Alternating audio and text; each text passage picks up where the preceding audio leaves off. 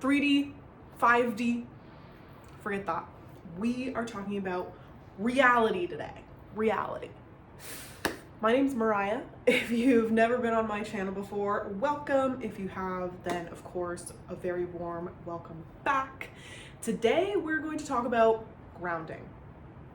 I have seen this be a pretty big topic, or maybe not big enough topic, and maybe I'm seeing it's something that a lot of people need right now after the eclipse. And you'll hear nature noises in the background because I have my door open, and I might catch a little breeze. And you know what? That is where the grounding begins. So first of all, let me just say a few words about the 3D, 5D, etc. I may have even used those terms in the past. However, they didn't really get me anywhere. And what I'm seeing a lot of is people thinking that they need to be on some plane, some alternative reality, to really receive what they want to receive in life, to receive their desires, their manifestations, things like that. And you know, we hear the term 3D and we think, okay, this is, you know, what we're in right now, and then we want to get to the 5D, and then once we're in the 5D, all of our dreams will come true and miracles will manifest and blah, blah, blah, blah, blah. However, that is just another way to really get yourself out of your body and ungrounded. And it is just, I see it a lot of people hypothesizing all these things and thinking, you know, maybe reality is like this, or maybe it's like this. And that's all well and good to have those like healthy ponderances and just like little, you know, I think Dolores Cannon has called this. She's somebody who might get you a little ungrounded. If you read her work, ground yourself after, for sure. But she calls it mind candy or brain candy or something like that. And I really like that because it is something where you can just go like, that's interesting information. Let me just, you know, file it away, but it's not something that's going to totally alter my outlook on life because I'm not taking it as the whole entire truth. It's just a little something that's kind of interesting, kind of weird. And I think that some people, especially if you're new to being more spiritual or the law of attraction or anything like that, you might think that where you are right now is not where you need to be to receive what you want to receive. And therefore, you start thinking that you have to be on this alternate plane. You have to meditate and astral project to get all the things that you want. And, you know, and astral projection is a part of really cool things that you can do. But again, that sends your mind out of your body and can ultimately lead to psychosis. And what I've seen just after the eclipse, and it can just be perhaps the influence of the eclipse, perhaps everybody just kind of talking on Twitter, on social media of like, oh my God, what's gonna happen? This is the rapture, blah, blah, blah, blah, blah. And it makes people just kind of like spin their wheels and think things that are not real. And I've just noticed that there's so much that's just like splat, like out there. And the real thing to do that I've learned the hard way, a lot of people who know this had to learn the hard way, is you really want to collect all your energy, put it back into your core, and you're going to ground it back into your planet. And your planet is going to send it back up and through you so that you become a beautiful, well, you are the beautiful pillar, but so that you really embody the beautiful pillar of knowledge that you can hold and use, and actually be able to use it in a way that moves you forward in life and doesn't just leave you thinking that, you know, everybody's out to get you and everybody's watching you and all these paranoid thoughts, you know. Because if it feels like I'm talking to you, then this video is for you. But I know that this is something that a lot of people experience. I've experienced it myself where, you know, there might be really weird things happening for sure, but if you're handling them from a place that is not grounded, you're gonna go to the paranoid extreme and think that, you know, it really is, everybody is out to get you, you're being stalked and whatever.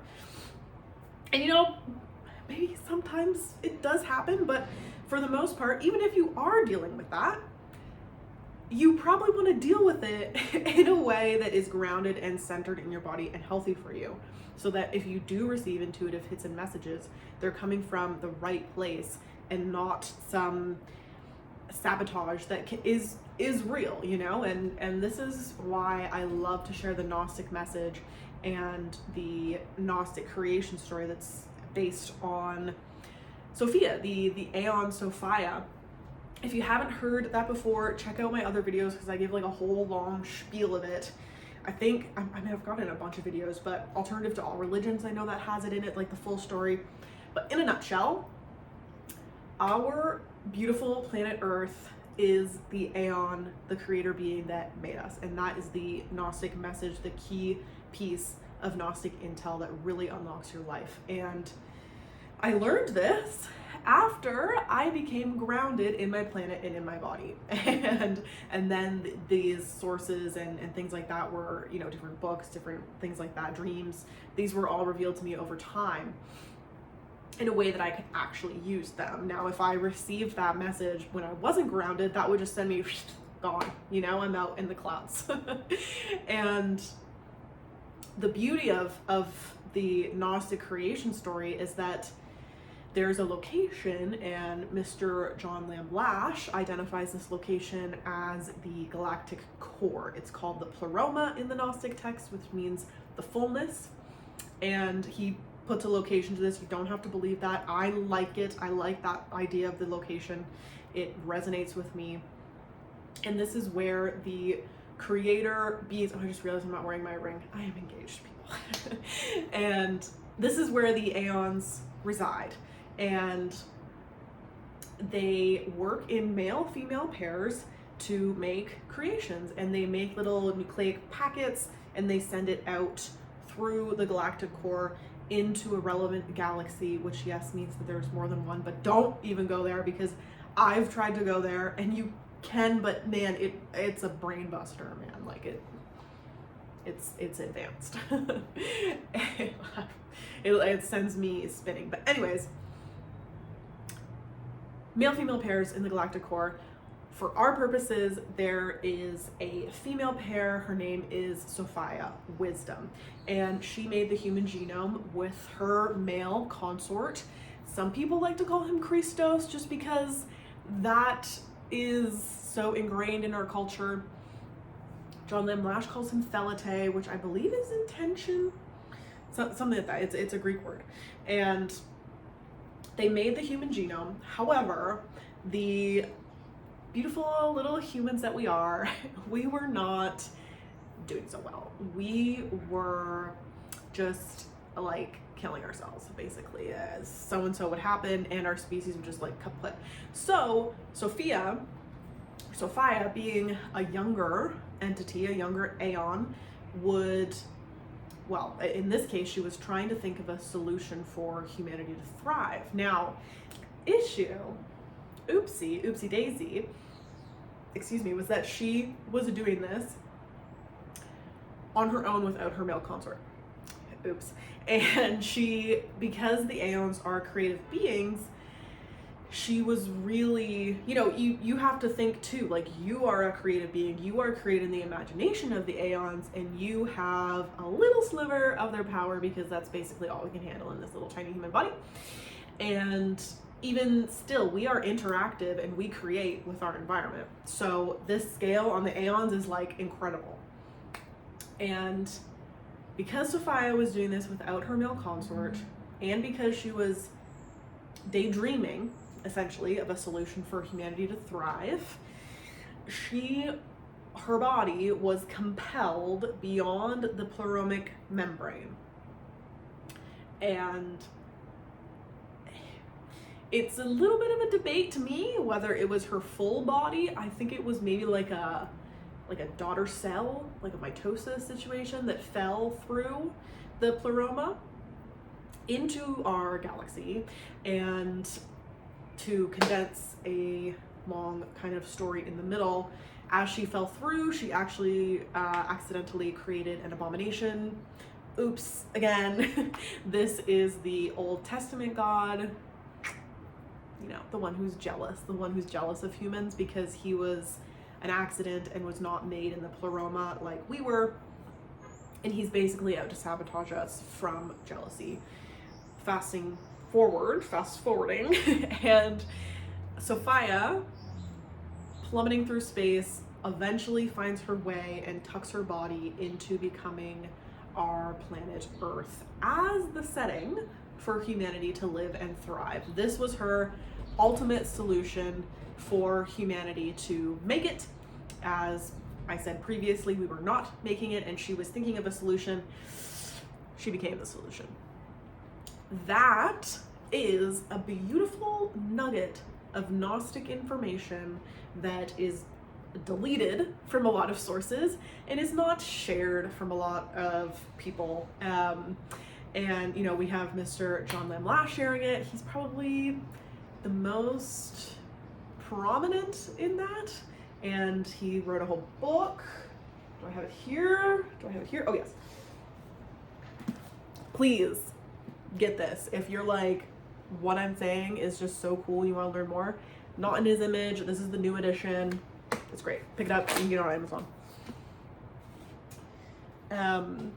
And she became our planet. This is the point that I'm trying to drive home.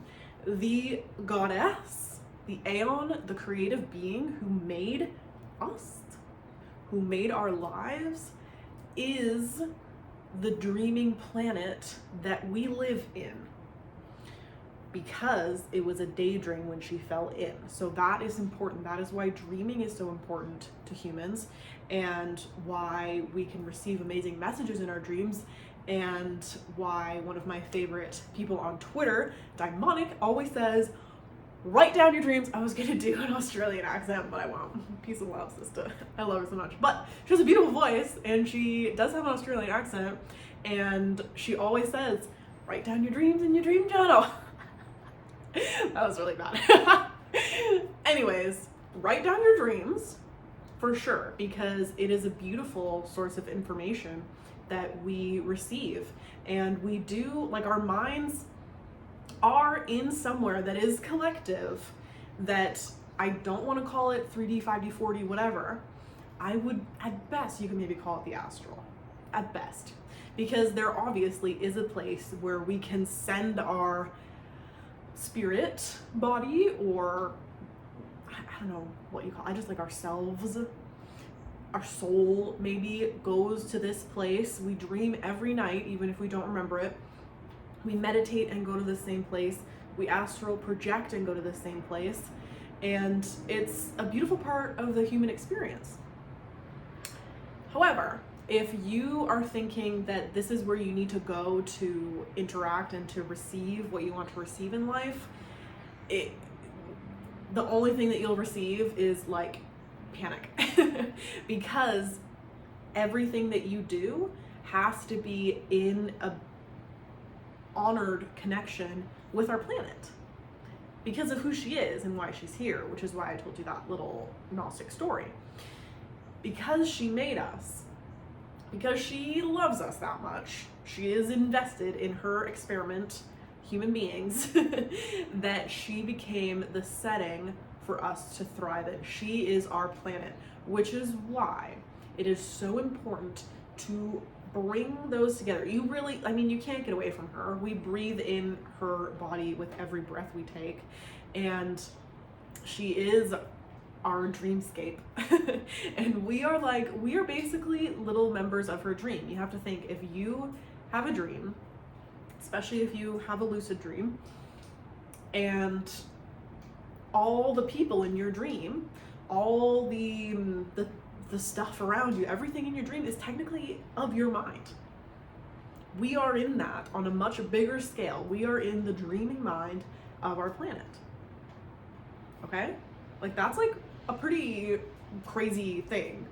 And it's so crazy, it just might be true, because there is a lot of cuckoo wild stuff that goes on, and people want to tell you it's a simulation, that there is stuff going on and it's not real, and blah blah blah blah blah. And it's like, no, everything is real because this is what we experience.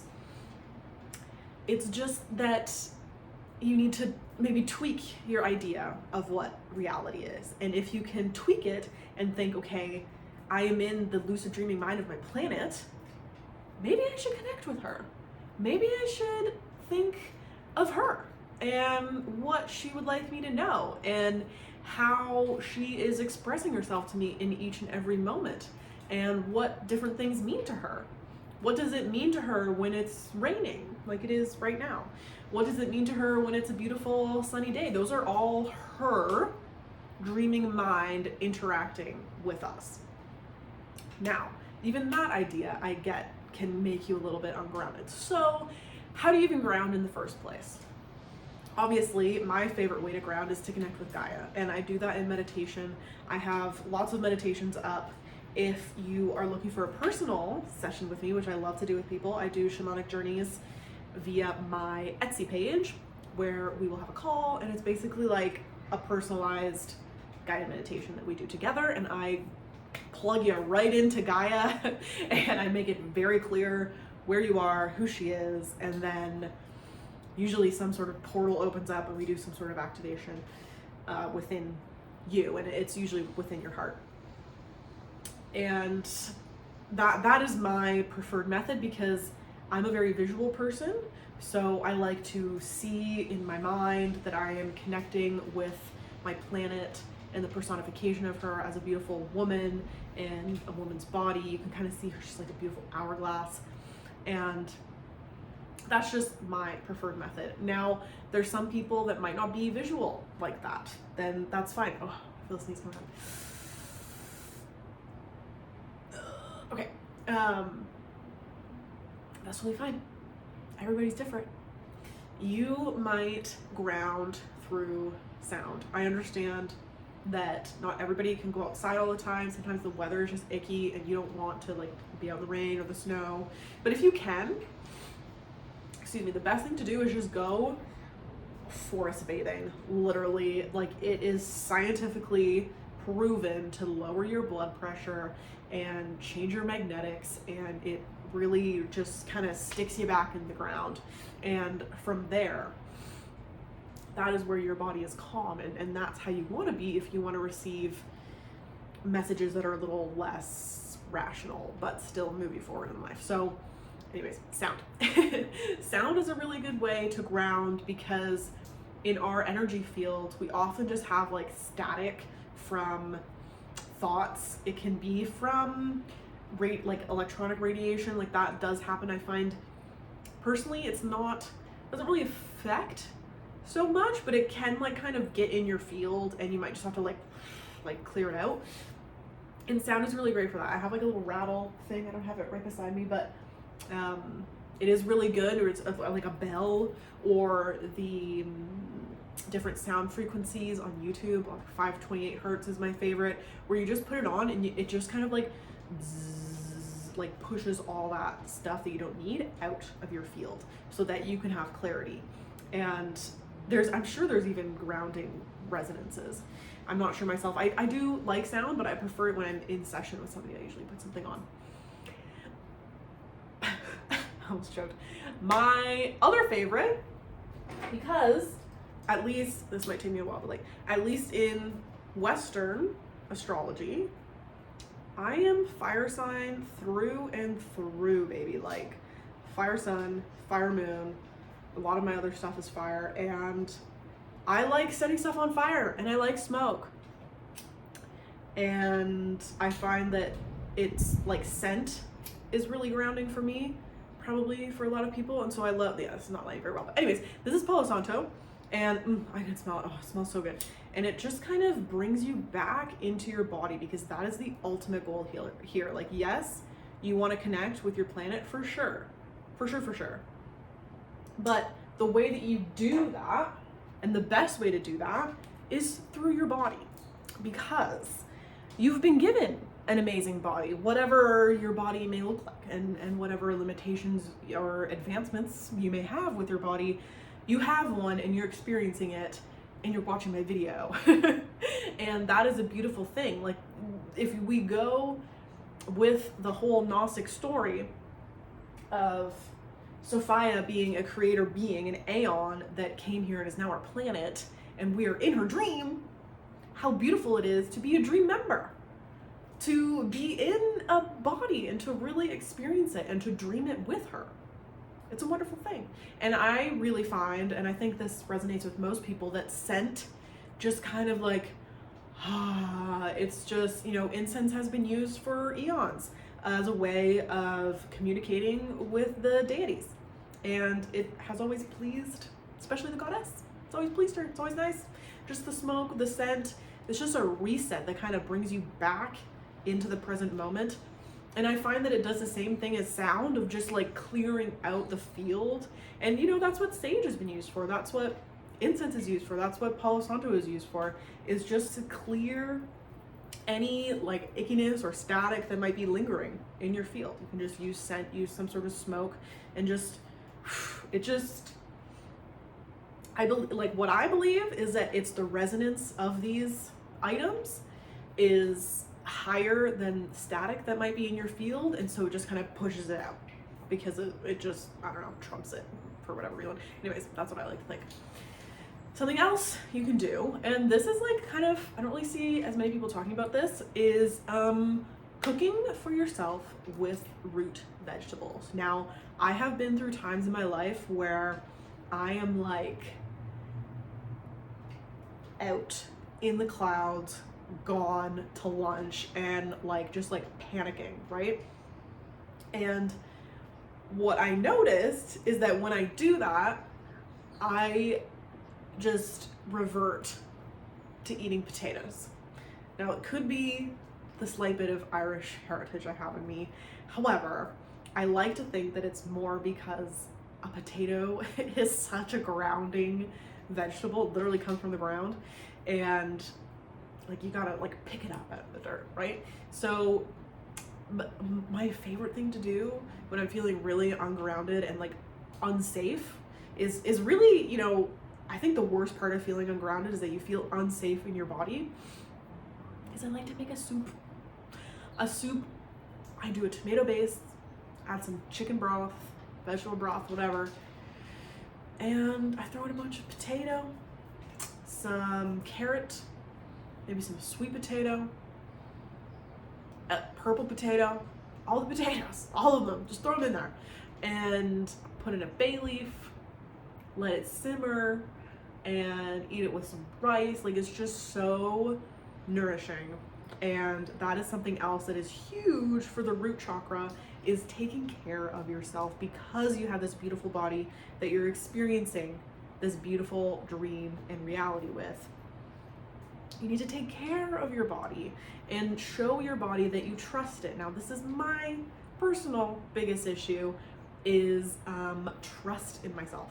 I may trust others and be like, yes, I'm kind of gullible, and I'll be like, yes, whatever you say, like, yeah, I trust you.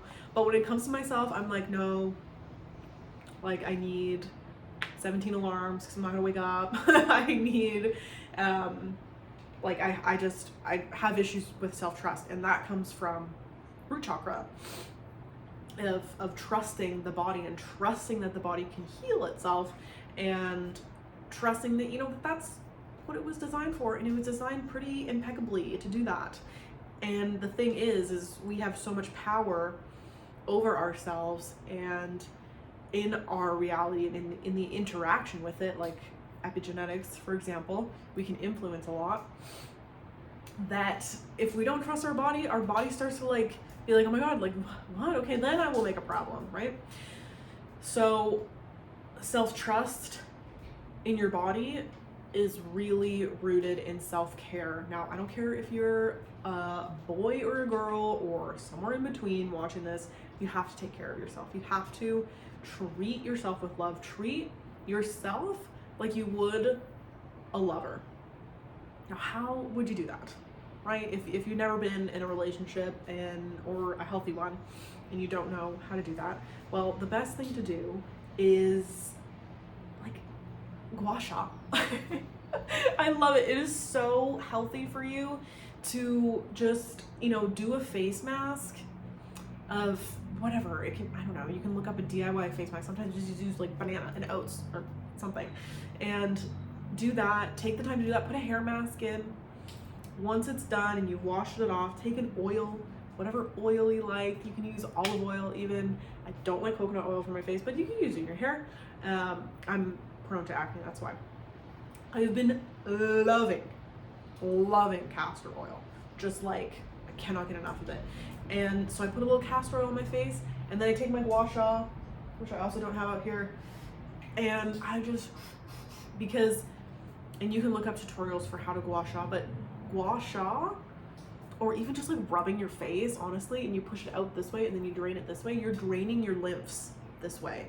And that also helps to calm the body. And you can do this, you can drain your lymphs here.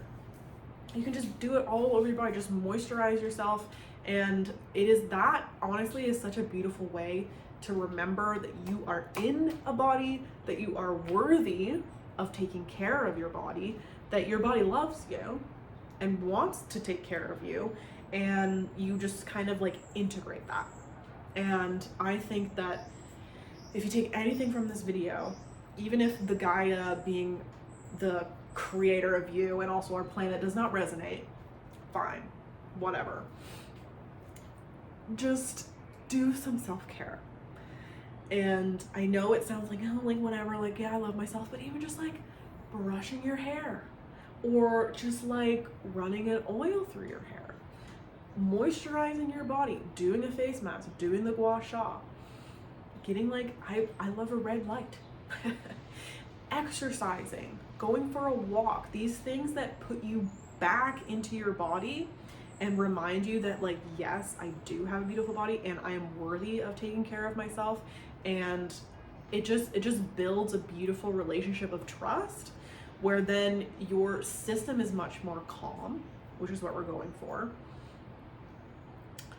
You are then in a place where you can go, okay, I am in this body, I love this body, I'm grateful for my body. If you have issues with trusting your body, then you can even write stuff down and be like, thank you to my body. That you just like, I don't know, like write it on you, or like just with your finger. Things like that bring you back here, because this is where all the freaking magic happens. You have to be in your body to enjoy the beautiful esoteric messages that you can hold within your body. It's just, if you're not in your body, you don't have the translation points, because that's what the body does, is it translates it in a way that you can actually use it. Now, the next step is, say you've worked on your grounding, you're eating your root vegetables, you're trusting your body, then I want you to do this visual. And this visual will help with grounding too, so you can do this before, it doesn't matter. But this is my visual that I do all the time. I do it before I go to bed, I do it after I run, I do it before I meditate. Just imagine, I do this at the beginning of every meditation, so if you listen to my meditations, you'll know this. Imagine, visualize that there is a beautiful pillar of a white, milky, sparkly, pearlescent light. This is Sophia's journey. Whenever I start my meditations like this, in my head, I hear her say, track me. It's kind of weird, but this is like, she came from the pleroma into where we are now. So she is that beautiful white light, the full freaking spectrum, and each of us are a pillar of that as her dream members experiencing this dream we call reality. Visualize it coming from way above your head, like up. I'm in an apartment building, so like up through all of it, through the sky, and then it comes, you're seeing it, and it comes down into the crown of your head, this white pearly light. And just visualize it like going through your body. And you can take some time here. You can visualize it releasing tension here, releasing tension in your neck, releasing in your jaw, out your hands. I like to see it like a blast of like white light coming out of my hands for some reason, on my fingertips and stuff. And it just goes through your body, scans your body, and then reaches your feet. Now when it reaches your feet, you might notice this naturally, but I noticed that this white light, as soon as it's through my body, just goes whoosh and then back and through the crown of my head, just kind of like creates, not creates because it's already there, but like strengthens my Taurus. Everybody has their own energy field, and that's what this is. And when we flush the white light through it, we're getting the full spectrum, we're getting all the healing that we need, and it's just like the ultimate flush for our system. And it's, you know, it's like we have to drain our lymphs in our body, we have to drain and refresh our energy system. Now we're not done. This white light doesn't just do that, it's still coming from all the way above. You've got your Taurus whooshing around, and then it goes out of your feet and into the earth. Again, it's like going down to the units below me, like I'm hitting all these people, going through them, you're welcome. And it goes down into the ground beneath you, down, down, down, down, down, down, down, down through layers of whatever the heck you see, because you might see lakes, you might see weird stuff, or you can just visualize dirt, going through dirt, all the way down, down, down, molten layer, core. Your white light pillar is going to reach and ground in to the core of our planet. The beautiful core of Gaia, the power center of our mother, of the mother goddess of this planet. We ground it there. Now, you'll probably find that this pillar of light of yours grounds into crystal.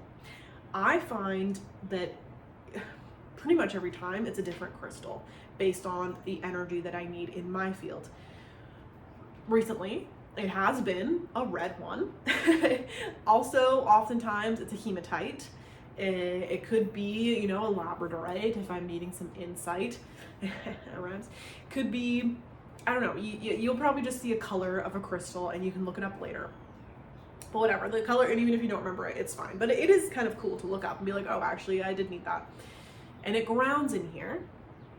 Now, if you've done my meditations, you'll know that we step out of the crystal, we meet Gaia, etc., etc. If you want to do that with me, please book an Etsy shamanic journey with me. I would love to do that one-on-one, because then I'm just walking you through all of this. We go through the crystal together, we go through all that stuff together.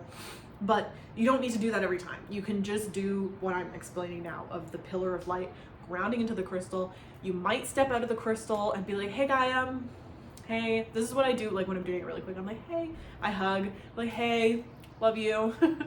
And we might have like a little conversation, she might tell me something. Or a lot of the time, she's just like, hey girl. I'm like, hey girl. And I'm like, I'm with you all the time. And she's like, I'm with you all the time. Anyways, I have a lot of fun with her. And then you'll notice that you might notice, you should, this happens most of the time, not every time, but a lot of the times, that this white light gets a golden light around it. Now that you've grounded, you get a golden force field of protection around your pillar of white light. So you'll receive that when you're in the crystal. You might receive it when you go talk to Gaia. Just kind of, if you're doing this meditation, just let it happen.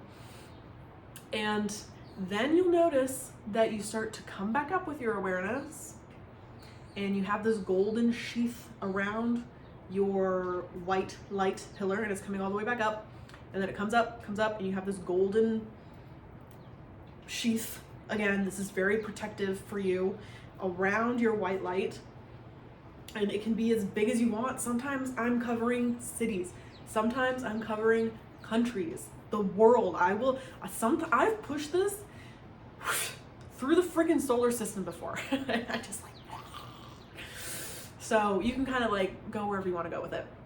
However, that also might be ungrounding. I don't know. Don't get too caught up in it. And notice that now this white light Taurus has this beautiful golden aura of protection around it, and your pillar also had the golden protection aura, and it's going all the way up, and you are connected to this all the time. So it goes up, sorry, it comes down and it comes up, it comes down and it comes up, it comes down and it comes up. This, to me, is the best way to ground if you cannot sit beside a tree. And I say I didn't introduce this the first thing to do because it is kind of in meditation, you kind of visualize it. You can also like draw yourself in it. You can draw like you and then your light and then the gold around it and just be like, this is me. Fine, great, that's you now, this is happening. And I believe truly that this is the best way to ground, because not only are you grounding so deeply into your planet and all the way back up, this is where we can receive the messages that we probably wanted to receive this whole time, but we're too ungrounded to actually use. Because it doesn't matter if you read all these esoteric books, if you watch all these videos, if you do all this stuff, but you can't actually use the information. It's not actually getting you anywhere. You're not actually receiving the things that you want.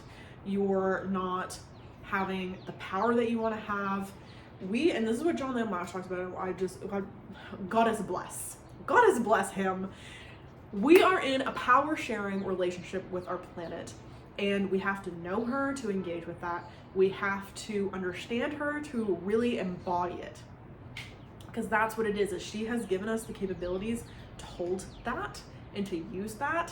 But if we don't know who we're sharing power with, then that's how, a lot of people end up in like parasitic relationships with entities that do exist. Unfortunately, it's just we are more powerful than them. We don't have to give it to them. We really just have to remember who the fuck we are and be like, no, we are actually the beautiful, amazing golden child of the goddess. Thank you very much. And I've had dreams where these like ugly guys are like running after me, and I'm like, in the name of the goddess, and I send them like this orb and they just like run away.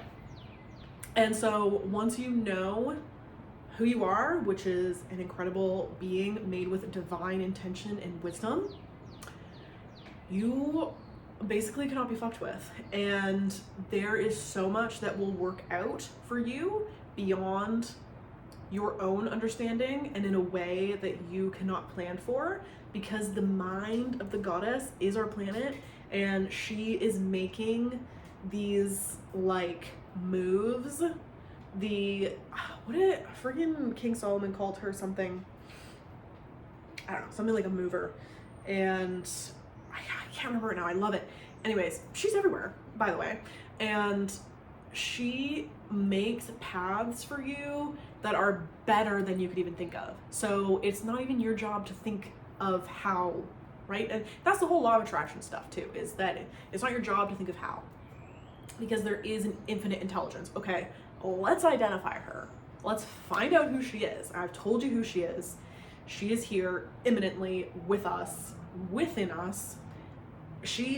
We are her dream members, really. She is within us. We are experiencing her without, like, from on the inside, not without, you know what I mean? And that again is a beautiful Gnostic nugget of information, is that if we just let go and allow her dream to take over, she already knows what we want, and she probably knows it better. She has our awareness and can give us it in a way that we cannot think of. She is already in the minds of everybody and helping somebody over there make a decision, and they talk to them and then they talk to you, and that has nothing to do with you. But you just have to be ready to say yes when the opportunity comes, because she will bring it. And if you say no, she'll bring something else, and she'll bring something else, and she'll bring something else, she'll bring something else. But if you're not in your body and you're thinking that everybody's out to get you and that like you're just having all these paranoid thoughts, then it doesn't matter how many times she brings you the blessings you're asking for, you're not going to be able to hold them. Okay? And that is the whole point of being in the body, is being able to hold the blessings that you were meant to experience, that you can experience.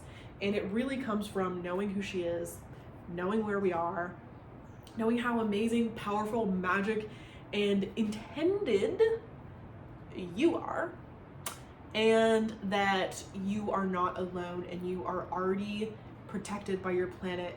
Once you step into that relationship and you remember her, and this is really like a deep genetic memory, especially for women, because we just are so tied to her in a way that I didn't even mention. and she has our form. That's why we are so, like, it's not like men aren't magical, like definitely are, definitely were created with intention as well. It's just women have her exact form, and we have amazing abilities to birth and create even beyond like actual childbirth, and we can really use that, but it has to come from within the body. And once we connect into the body, we recognize who our planet is. That is when there's synchronicity after synchronicity. You can really reach people, they hear you, you can make a difference in the lives of others, you enjoy your life, you feel gratitude again because you're really just at a place of being able to receive your blessings that are always there for you. And thank you for coming to my TED Talk. I hope that this helped at least one person feel more grounded, and just know, if you take nothing else from this video, you are so loved by your planet, Mother Gaia, that she freaking came here from the center of our galaxy to be what you walk on and what you breathe. You, me, every freaking human is why she is here. Now, don't get tripped up in your ego about that, but like, just a little bit. Just a little, because humans are so freaking cool, and you have an entire right to be here, a whole purpose to be here, and the purpose is to engage with the dreamer of your life, because she's ready for you. I wouldn't be making this video otherwise. She wouldn't be in my dreams otherwise. She wouldn't be in other people's dreams otherwise. This is not just me. I get people telling me all the time, like, oh, Sophia was my guide, or I've always resonated with the name Sophia, or she was in my dreams, and all that stuff. She is now on the offense. For a while, she was on the defense trying to figure out what the fuck is happening, and now she's on the offense. She is actively going to each and every person and being like, do you want to join me? Yes or no? And it's up to us to say yes, because at the end of the day, we do have free will. And it's a beautiful thing to say yes. And I really hope that you do. And let me know if you have any questions about this, for sure. Let me know if you would like to book a shamanic journey with me. I would love to do that with people. I love connecting people right into Gaia. It's just my favorite thing to do. And I love you. Goodbye.